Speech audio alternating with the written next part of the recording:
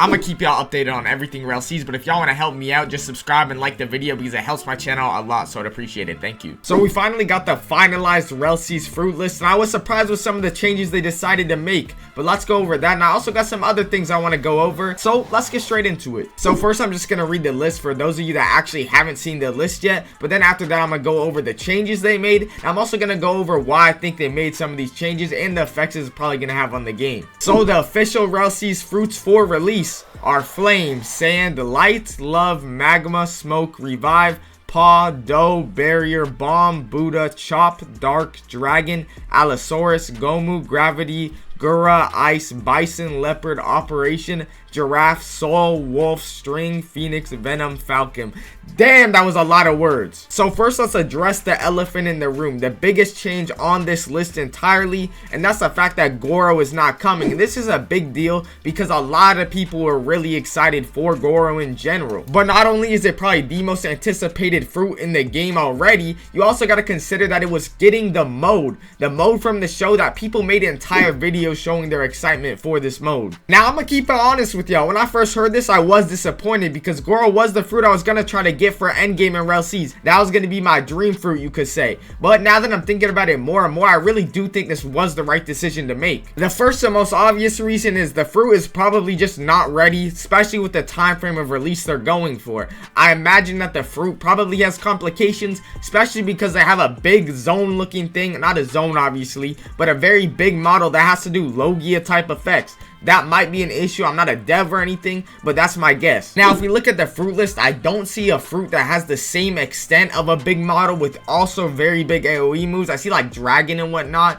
but I don't think it's to the same extent. Regardless though, I don't think in general Goro is something you want to rush because obviously Goro is a make or break fruit for a lot of people, so they do need to release it polished and not rush it. But I'll even go further than that, and I want y'all to hear me out here. I do think that removing Goro actually makes the variety of fruits matter a lot more because Goro is so many people's favorite fruit and so many people's dream fruits. I do think we'd see a lot of Goros running around compared to the rest of the fruits, so I do think that removing Goro leads a lot more versatility for the game, and you also are going to get an update in the future where a ton of people are very excited for. So I actually do think this was a really good decision either way. So now let's look at the changes in total because obviously everything that was removed got replaced. So not only did Goro get replaced, Hannah, Spring, Inu, and Shadow also got replaced, and they were replaced with Bison, Falcon, Wolf, Giraffe, Buddah, Allosaurus, and Soul. Now, I'm not gonna lie, we probably should have seen this coming because a lot of the fruits that are being replaced were barely sneaked at all. Like Hannah, for example, I don't remember a single sneak besides the actual fruit model. So then you get fruits that were sneaked a lot, so it does make a lot of sense for fruits like Buddah, which have been sneaked, and Soul that has been sneaked,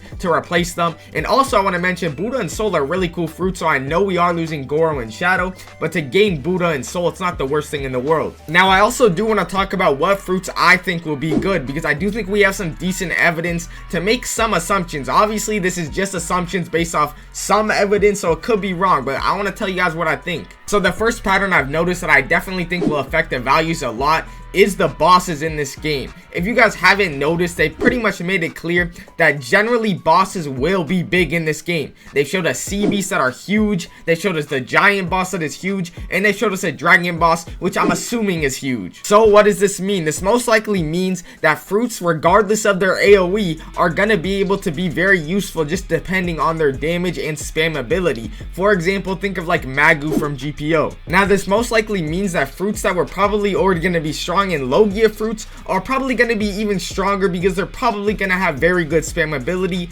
at least in comparison to the other fruits, regardless of how low they make the spam ability in this game, since obviously we don't know yet. The next thing you also got to pay attention to is how many sea creatures there are in this game. I believe there's like 4 sea beasts, and then there's wildlife outside of that, a bunch of sea creatures. So that most likely means that sea fighting is going to be very important. So what is that going to mean? Flight and things of that nature are going to be pretty good. So think of like your Mera, for example. They even showed Mera in a sneak for that reason, I believe. Okay, maybe not for that reason, but you get what I'm saying. Rell Seas has made it clear that it is an adventure game, so there's going to be a lot of adventuring and traveling in general. So I think flight in general is just going to be very convenient to have. So with that being said, my top 3 fruits, which is subject to change, but I just want to let y'all know what I'm personally excited for, is got to be light, dough, and ice. And the reasons are pretty much for what I just said. I do just prefer these fruits in general, but Pika and Mochi got to be my 1 and 2. Ice is really subject to change because I don't know if ice is going to be that strong, especially if it can't like stun bosses and whatnot, which we're really not sure if it's going to be able to do. But I do think it will be useful, especially on water. We'll most likely be able to freeze the water, especially when you're fighting like sea beasts and whatnot.